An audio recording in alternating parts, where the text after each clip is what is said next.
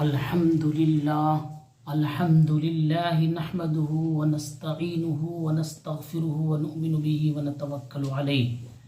اعوذ باللہ من الشیطان الرجیم بسم اللہ الرحمن الرحیم تلک الجنة التي نورث من عبادنا من كان تقیا قال النبی صلی اللہ علیہ وسلم الدنیا سجن المؤمن و جنت الکافر۔ محترم حاضرین، سامعین اور ناظرین، اوروں کا پیام اور ہے، میرا پیام اور ہے، اوروں کا پیام اور ہے، میرا پیام اور ہے، عشق کے درد مندوں کا طرز کلام اور ہے۔ محترم حاضرین، سامعین اور ناظرین، آج میرا تقریر کا عنوان ہے کہ دنیا مومن کے لیے قید خانہ ہے اور کافر کے لیے دنیا جنت ہے، عیش و عشرت ہے۔ یہ تو قرآن کی آیت ہے، یہ حدیث کے الفاظ ہیں۔ ہم سب کے آقا سرکار دو عالم صلی اللہ علیہ وسلم نے فرمایا کہ یہ دنیا مومن کے لیے قید خانہ ہے اور کافر کے لیے جنت ہے۔ اور جو میں نے قرآن کریم کی آیت تلاوت کی ہے، اس آیت کا ترجمہ یہ ہے، تلک الجنت التی نورث من عبادنا من کان تقیا، کہ جنت کے وارث ہم اپنے بندوں میں سے اس شخص کو بنائیں گے جو دنیا میں ہر وقت، ہر لمحہ اٹھتے بیٹھتے چلتے پھرتے ہر وقت مجھ سے وہ ڈرتا رہتا تھا۔ ایسے شخص کو ہم جنت کے وارث بنائیں گے، کیونکہ وارثین جنت وہی ہوں گے جو دنیا میں اپنے رب کو کبھی بھولے نہیں ہوں گے۔ یہ میرا عنوان ہے آج کی اس تقریر کا۔ حضرات گرامی، آپ اور ہم جانتے ہیں کہ جس طرح سے ایک قیدی جب قید خانے میں جاتا ہے تو وہاں پہنچنے کے بعد اس کو ہر طرح کی مشاکل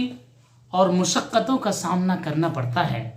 وہاں اس جیل خانے کے اندر ان کو ہر طرح کی تکلیفیں برداشت کرنی پڑتی ہے۔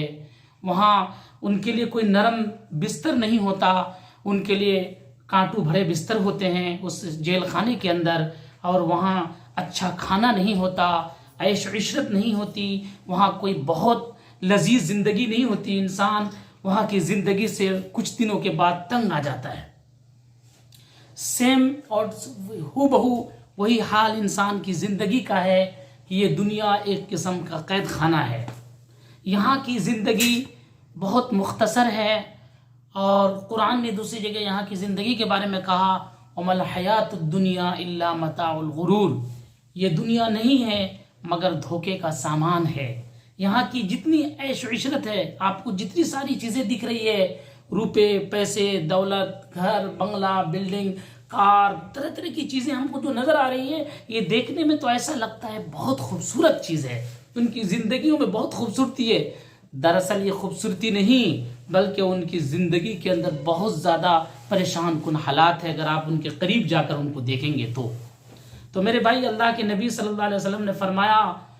کہ یہ دنیا تمہارے لیے قید خانہ ہے، تم ایک قیدی کے طرح رہنا، جس طرح سے ایک قیدی جیل خانے کے اندر بہت ہی تکلیفوں سے، مشکلوں سے، مصیبتوں سے اور بہت طرح کی پریشانیاں وہاں برداشت کرتا ہے، یہی حال ایک مومن، ایک ایمان والا، ایک مسلمان، ایک اللہ اور اس کے رسول پر ایمان رکھنے والوں کا حال اس دنیا کے اندر کچھ ایسا ہی ہے۔ اگر اس کی حالت ایسی نہیں ہے تو یاد رکھیے، اگر وہ اس طرح کی زندگی نہیں گزار رہا ہے قیدی کے طرح، بلکہ اپنی زندگی کے اندر عیش و عشرت اور ہر طرح کی اس کی زندگیوں میں ہر چیز کی فراوانی ہے، تو وہ شخص وقتی طور پہ وہ مطلب آخرت کو بھولا ہوا ہے اور دنیا کی زندگی کو ہی سب کچھ وہ سمجھ رہا ہے۔ جبکہ کافروں کا یہ عقیدہ ہے کہ جو کچھ ہے یہ دنیا ہے، اور یہاں پہ ہم اچھا کھا لیں، پی لیں، میں عیش موج مزہ جتنی مستیاں ہیں وہ سب کر لیں، اس کے بعد کوئی زندگی نہیں ہے۔ اصل زندگی یہی ہے، مگر ہمارا عقیدہ ایسا نہیں ہے۔ ہمارا ایمان یہ ہے کہ اس دنیا کے بعد جو اصل زندگی وہ آخرت ہے، جو ہمیں مرنے کے بعد آخر میں ملنے والی ہے، اصل زندگی وہ ہے۔ اللہ کے نبی نے فرمایا الدنیا مزرعۃ الآخرہ، یہ دنیا آخرت کی کھیتی ہے، یہ دنیا آخرت کی، یعنی جو کچھ تم یہاں بو گے اسی کو تم کل کاٹو گے، اس لیے تیرے کرنے کے ملیں گے تجھ کو پھل، تیرے کرنے کے ملیں گے تجھ کو پھل، تو جیسا بوئے گا ویسا کاٹے گا کل۔ تو میرے محترم اللہ تعالیٰ نے سورہ مریم کے اندر اس آیت کے اندر بہت ہی وضاحت کے ساتھ یہ بات بیان فرمایا کہ تلک الجنت التی نورث من عبادنا من کان تقیا، کہ ہم جنت کے وارث اپنے بندوں میں اس شخص کو بنائیں گے جس کے دل میں ڈر بھی ہے، خوف بھی ہے، اللہ کے سامنے روتا بھی ہے، خوف اور خشیت کے ساتھ وہ اللہ کے سامنے آہوزاری کرتا ہے، گریہ زاری کرتا ہے، روتا ہے راتوں میں اٹھ کر، اور دل میں جب کبھی بھی وہ چلتا ہے پھرتا ہے ہر لمحہ اس کے دل میں یہی خوف ہے کہ پتہ نہیں میرے ساتھ کیا معاملہ ہوگا، مرنے کے بعد مجھے کیا ملیں گے، جنت ملیں گے یا دوزخ ملیں گے۔ اس شخص کے اندر یہ ہر وقت ہر لمحہ فکر وہاں کی لگی ہوئی رہتی ہے۔ تو ایسے شخص کے بارے میں اللہ تعالیٰ نے فرمایا کہ جو شخص دنیا میں مجھے ایک پل بھی نہیں بھولتا، مجھے یاد کیے بغیر وہ نہیں رہتا، ایسے شخص کے لیے جنت ہے۔ ہم وعدہ کرتے ہیں کہ مرنے کے بعد اس شخص کے لیے جنت ہوگا۔ حضرات گرامی، آج جس دنیا میں ہم اور آپ سانس لے رہے ہیں، یا ہزاروں قسم کی تکلیفیں ہیں، مشکلیں ہیں، مصائب ہیں، آفات ہیں، آلام ہیں، بیماریاں ہیں، تنگ دستی ہے، اور کیا کہتے ہیں ہر وقت انسان کو فکر لگا رہتا ہے، پتہ نہیں اس کے بعد کیا ہوگا، میری نوکری چلی جائے گی تو ہمیں کھانا کیسے ملے گا، ہمارے پاس گھر میں آج پیسے نہیں ہیں تو آج ہمارا پیٹ کیسے چلے گا، ہمارے بیوی بچے کیسے کھائیں گے۔ اس طرح کی سوچ اور فکر انسان کی دلوں میں ہمیشہ گردش کرتا رہتا ہے۔ شیطان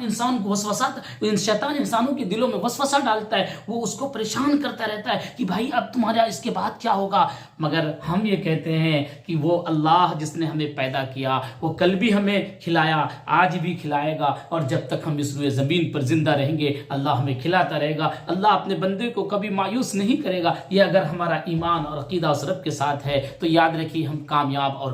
کامرانی کی منزل کو ہم پانے والے ہیں۔ تو میرے بھائی، ہم نے جو حدیث پڑھی ہے اس کے اندر اللہ کے نبی صلی اللہ علیہ وسلم نے فرمایا کہ یہ دنیا مومن کے لیے قید خانہ ہے اور کافر کے لیے جنت ہے۔ آج کافروں کو اللہ تعالیٰ نے دنیا کی بہت ساری چیزیں دے رکھی ہے، ان کے پاس بلڈنگ ہے، بنگلے ہیں، پیسے ہیں، دولت ہے، دنیا کی ہر وہ خوشی ان کے پاس ہے، کیونکہ اس نے اپنے کمانے میں حلال اور حرام کے راستے کو اس نے چھوڑ دیا ہے۔ اس کو نہیں پتا کہ حلال کیا ہوتا، حرام کیا ہوتا ہے، اس لیے وہ جدھر اس کا دل چاہتا ہے اس طرف سے وہ پیسے کو ٹٹول رہا ہے، بٹور رہا ہے، اور وہ پیسے کو لا کر کے اپنے پاس جمع کر کے وہ یہ سوچ رہا ہے کہ یہ پیسہ ہی سب کچھ ہے۔ اور اسی چیز کو دیکھتے دیکھتے ہمارے مسلمان اور ایمان والے بھی ان چیزوں میں ملوث ہو گئے ہیں کہ آج ہمارے مسلمانوں کے اندر بھی ان تمام چیزوں میں تمیز کرنا مشکل ہو گیا ہے کہ میں جو کما رہا ہوں وہ کیا ہے، حلال ہے، حرام ہے۔ تو میرے بھائی، بات ہماری لمبی ہو رہی ہے، میں صرف اتنی گزارش کروں گا اپنے سننے والے یعنی اس یوٹیوب چینل کے آفیشیل لوگوں کو جو میرے اس یوٹیوب چینل کو سبسکرائب کرتے ہیں، لائک کرتے ہیں اور شیئر کرتے ہیں، میں ان سے یہ کہوں گا کہ میرے بھائی،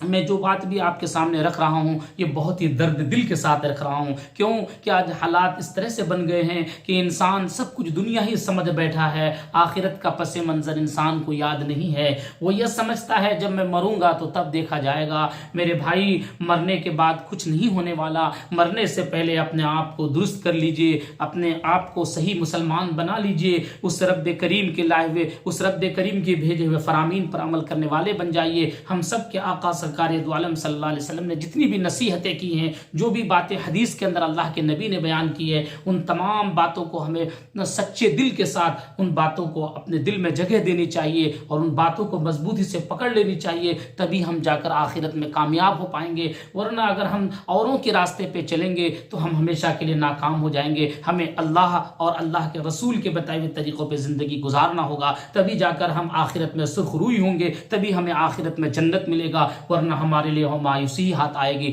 اس لیے میں رب کریم سے دعا کرتا ہوں کہ اللہ ہم تمام مسلمانوں کو، مومنوں کو، ایمان والے کو ایمان کی سمجھ عطا فرمائے، ایمان کی جو کچھ ایمان ہے اے اللہ اس ایمان کے اندر مزید مضبوطی اور پختگی عطا فرما۔ اے اللہ ہمیں غیروں کے طریقوں سے بچا، غیروں کے راستوں سے بچا، اور جس راستے پہ غیر چل رہے ہیں اے اللہ اس راستے پہ ہمیں چلنے والا نہ بنا، ہمیں صراط مستقیم کی سمجھ عطا فرما۔ اے اللہ جس طرح میرے نبی نے کہا کہ دنیا قید خانہ ہے، ہمیں اس دنیا کو قید خانہ ہی سمجھ کر زندگی گزارنے کی توفیق عطا فرما۔ اور آپ نے فرمایا کہ کافروں کے لیے دنیا جنت ہے، یقیناً ہم اپنے آنکھوں سے دیکھ رہے ہیں کہ کافر دنیا میں عیش و عشرت میں لگے ہوئے ہیں، پیسوں کو بڑھانے میں لگے ہوئے ہیں، اپنے کاروبار کو بڑھانے میں لگے ہوئے ہیں، دنیا کی خوبصورتی کو دیکھ کر اس کو یہی لگ رہا ہے کہ سب کچھ یہی ہے، اس کے بعد کچھ نہیں ہے۔ ہم کہتے ہیں میرے نبی نے فرمایا اصل یہ نہیں ہے، اس کے بعد جو منظر آنے والا ہے وہ اصل ہے، وہ اصل حقیقت وہی ہے، یہ دنیا تو عارضی ہے، ختم ہو جانے والی ہے، اس لیے میرے سامعین، حاضرین اور ناظرین، اگر